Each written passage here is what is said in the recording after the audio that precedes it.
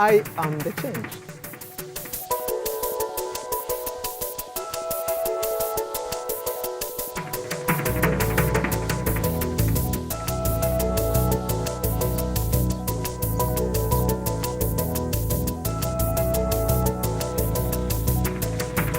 Eave Tubes is a new technology that we are trying to develop in respect of controlling malaria mosquitoes. And this is a technology that we developed in the past 4 or 5 years using a slightly different project.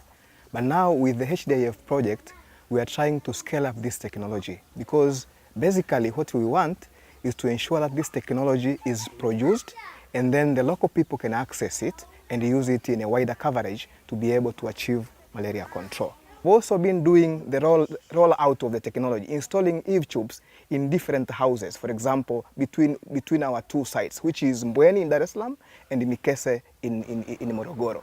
The target is to have 2,000 houses installed with Eave Tubes, but so far we have already installed 1,300 houses with Eave Tubes. Mradi huu ulipofika umefika hiyo kipindi cha mwaka 2015 mwishoni, ikaanza kazi ya uhamasishaji jamii, kuhamasisha jamii ili kuweza kuelewa, kwa sababu kilikuwa ni kitu kigeni katika jamii yetu.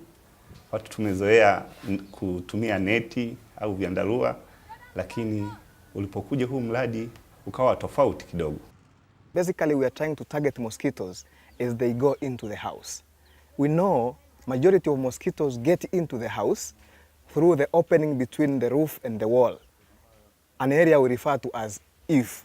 So we thought if we target mosquitoes as they enter through this particular opening, then we might be able to target majority of them. And that's why the Eave Tubes are actually placed at the eave area, whereby mosquitoes would be attracted by the smell of human beings who are sleeping inside the house that would go through the tubes. So when mosquitoes are attracted to the tubes, they basically enter the tube, but they cannot go into the inside because there is a netting that obstructs them from getting in. But that particular netting is also having insecticide, which would kill mosquitoes when they contact the insecticide. Sisi ndio wahusika wakuu kwenye huu mradi wa matungilizi. Uhusika wetu umehusika pale mafundi walipokuja. Sisi ndio tulikuwa tunasaidia kusogeza maji, kuwaletea maji, mchanga, kusogeza matofali, ikiwezekana na kuwawekea hata vitu vingine ambavyo wanavihitaji ili kufanikisha ile shughuli yao. You know, we have quite a number of ways of controlling mosquitoes. For example, bed nets and indoor residual spraying.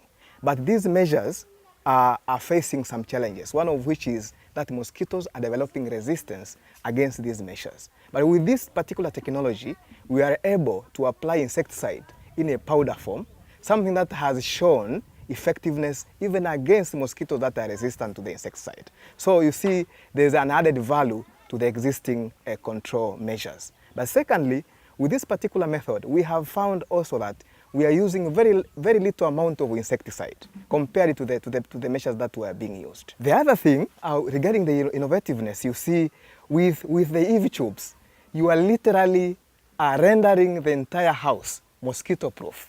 Mwanzoni kwa kweli madirisha yalikuwa yapo ambayo hayafai. Kwa hiyo wakayatoa wakaniwekea madirisha ambayo ni mazuri ambayo mbu aingie kabisa. Alafu huku juu matunguruzi bado yalikuwa sijayaziba, na washukuru wameziba.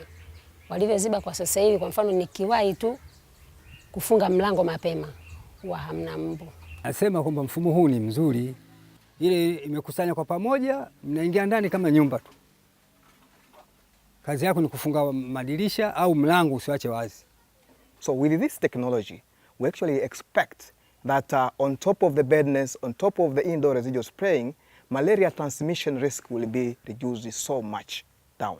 So in that case, we will be able to improve the health of the under 5s who are the most vulnerable, the pregnant women, and the rest of the public domain.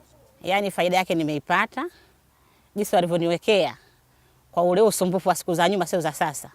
Umbu wamepungua na kijana wangu kama unavyomuona siku za nyuma ziko homa zinamfuatafuata. Lakini toka nilivyowekewa alhamdulillah, namshukuru Mwenyezi Mungu, hali inaendelea vizuri. Tangu ufungwe huu tunguluzi bomba, Kwa kweli sijaenda hospitali katika mradi huu, katika mambo ya hospitali kusema kwamba mimi naumwa malaria.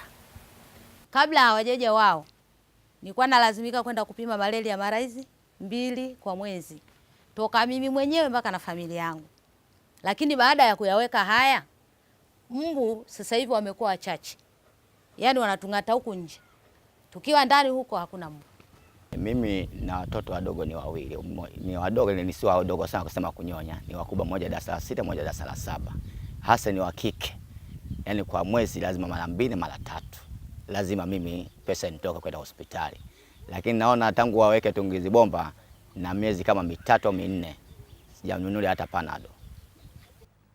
At the end of the day, we would wish to have this technology commercialized so that the community members can know where to access them. But the issue will not only being able to access them, but to get them in an affordable price. So again, we have been discussing the possibilities with factories that are within Tanzania that could potentially produce this technology. But also within the communities, we have tried our level best to engage or to involve the local artisans to do this particular job, because we need them to continue doing it and even teach other people to do it. So if you have an industry in Tanzania and then you have the local artisans who can do it, we expect that this particular technology will continue rolling out. Kwa hiyo mradi huu unafaa uendelee katika kijiji chetu Kichafulwe au wilaya yetu ya Morogoro vijijini, na wengine ambao hawajapata wapelekewe. The Ifakara Health Institute's partnership with IntoCare BV is part of what makes this project special.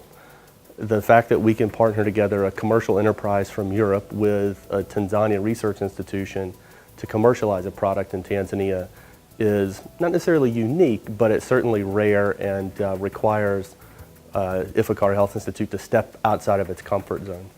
The second thing that makes it really interesting to us is how we can tap into close to base of the pyramid markets to encourage people to buy products that last a longer time, where they have to make a little bit of an upfront investment to install the Eave Tubes.